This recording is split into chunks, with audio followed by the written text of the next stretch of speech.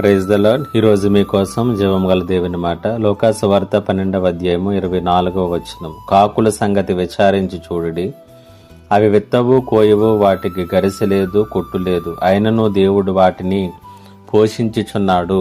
ఈ మాటల గురించి మనం ఆలోచన చేద్దాం. అనేక మార్లు మన జీవితంలో దైనందిన అవసరతల గురించి చాలా చింతిస్తూ ఉంటాం. మన అవసరతల గురించి, మన అక్రతల గురించి మనం ఆలోచన చేసుకుంటున్నప్పుడు, లేకపోతే మన జీవితాల్లో ఉన్నటువంటి అవసరతలు అనేటువంటివి మన శక్తికి మించినవిగా మనం భావిస్తున్నప్పుడు చింతకు గురవుతూ ఉంటాం. అయితే దేవుని యొక్క వాక్యము మనకు సెలవిస్తున్నటువంటి మాటలు ఏంటంటే, ఈ సృష్టిలో దేవుని యొక్క దృష్టిలో మనమందరము కూడా చాలా విలువైనటువంటి వారు. ఆయన చెబుతున్నటువంటి మాట ఏంటంటే, మీరు ఒకసారి కాకుల సంగతిని విచారించండి. అవి ఎప్పుడైనా విత్తటం చూసారా? కొయ్యటం చూసారా? అవి కుట్లు కొట్టుకుని వాటిలో దాచుకోవటం చూసారా? అయినప్పటికీ కూడా దేవుడు వాటన్నిటినీ కూడా పోషించేవాడిగా ఉన్నాడు అనేటువంటి సంగతిని తెలియజేస్తూ ఉన్నాడు.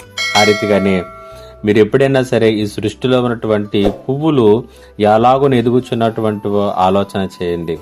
అవి కష్టపడడం కానీ, లేకపోతే అవి ఎదగటానికి అవి ప్రయాసపడడం కానీ మనం చూడం.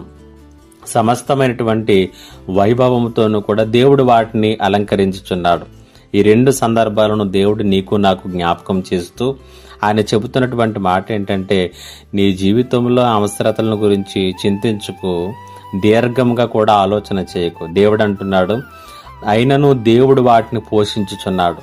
వాటిని పోషించేటటువంటి దేవుని యొక్క స్వారూప్యాన్ని పొందుకున్నటువంటి వారు మనం.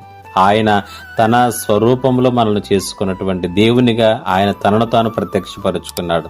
అటు గొప్ప దేవుణ్ణి కలిగి ఉన్నటువంటి దేవుని చేతిలో ఉన్నాం. ఆయన మన పోషకుడిగా ఉన్నాడు, మనకు సహాయం చేసేటటువంటి సహాయకుడిగా ఉన్నాడు, మనకు కాపరిగా, మనకు మేపరిగా, మనల్ని భద్రపరిచేటటువంటి వానిగా ఉన్నటువంటి దేవుని చేతులలో నేను కూడా ఉన్నాం.